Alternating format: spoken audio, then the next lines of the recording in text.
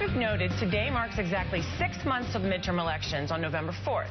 The first time voters will go to the polls nationwide since the Supreme Court overturned Section 5 of the Voting Rights Act. With a myriad of Republican-led initiatives like restrictive voter ID laws, curbing early voting, and same-day registration, that also means 6 months to make sure voters will be able to cast their ballots on Election Day. And the fight to protect voters' rights is in full swing. On Friday, an Arkansas judge found the state's new voter ID law to be unconstitutional for the second time. Unfortunately, given that early voting for the primary starts tomorrow, officials will be able to enforce that law. As the judge said, there just wasn't enough time to stop it. Earlier this week in Wisconsin, a federal judge overturned that state's controversial photo ID law, issuing a forceful 90-page decision that shot down the entire logic behind the conservatives' voting restrictions. They said, quote, cases of potential voter impersonation fraud occur so infrequently, the judge wrote, that no rational person familiar with the relevant facts could be concerned about them. Also this week, a court reaffirmed its decision overturning Pennsylvania's voter ID law, and in Ohio, the NAACP joined with the ACLU and other groups in a lawsuit against the state's cuts to early voting, arguing they would disproportionately impact people of color. So with voting rights groups around the country gearing up for a summer of activism, is the momentum shifting in the right direction? Aisha, Kate, and Sophia are back with me. And Sophia, I'm going to start with you on this one. And I mean, I think the judge made it quite clear. I know, conservatives like to say it's about in-person, voter fraud.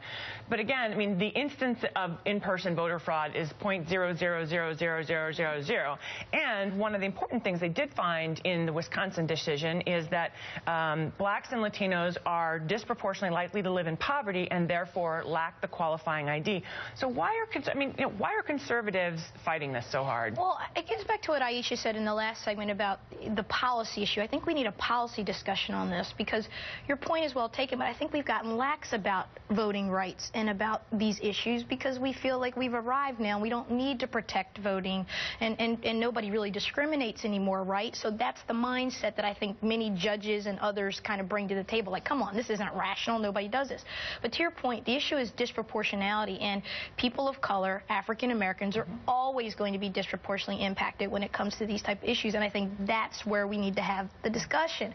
I think that, yeah, I agree, having an ID in and of itself is not an issue, but if you're targeting certain communities to have IDs, right, and you're not doing it in my neighborhood in rich, white, Loudoun County, Virginia, then we got a problem. Well, and Aisha, that's, for example, what we're seeing in Ohio. Souls to the polls, gone, right? And it, as the argument was made, disproportionately impacts people of color. Makes no sense. Well, see, I would say that we need to figure out the policy fix for this and what the Supreme Court did, but this is actually a political issue because fundamentally you have to ask the question, why is it that the Republicans believe that their strategy for winning is predicated on people not participating? That's just the question. So they know that when people stay home, when fewer people vote, when fewer people participate in our democracy is the only time that they can win, and I think that is the fundamental issue here. All right.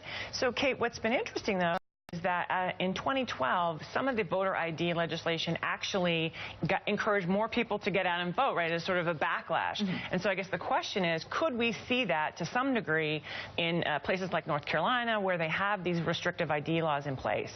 We could see that, but I think there's also a bigger concern about just people being confused about what the law is right now. I have family in Pennsylvania. They said they didn't actually know what they needed to do to go vote anymore. And you look at a place like Pennsylvania where they've spent $6 million supposedly educating the public about these new laws and then $1 million defending them in court, and you still have people who are just confused about what they're supposed to do. And so I think that's a real threat, is that people don't even know what they need to do to go vote anymore. But how, Aisha, how do we do that when so much, I do feel like the conservative machine is so much better than we are about talking about sort of muddying the waters, right, and making people think, well, is it this piece of paper I need or that piece of paper I need?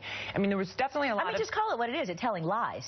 I mean, ultimately, during the campaign, though, so many different campaigns were found that they were doing robocalls, calling people's houses with telling them that the polling place was in a different location or that the date that they were supposed to vote was a different date. I mean, there is a strategy on the conservative side to tell blatant lies to keep people from participating, and I think that that's a key issue. And the way that we combat that is that you're right. I think on the progressive side, we don't do enough to get out and to educate people and to inspire them, quite frankly, to vote during the midterms.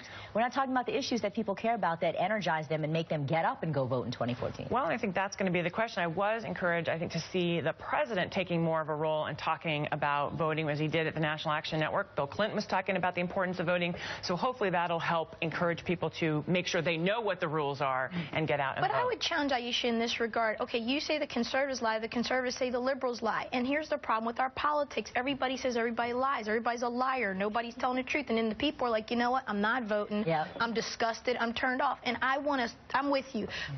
People should participate, but let's elevate this thing and get to a place where we're talking about how we fix what's broken and get more people in the process. Whether or not we agree is not the issue. Well, that would be great, but in Wisconsin, unfortunately, the judge ruled one way. Scott Walker says we're going to challenge it, so the fight continues. All right, the panel is sticking around.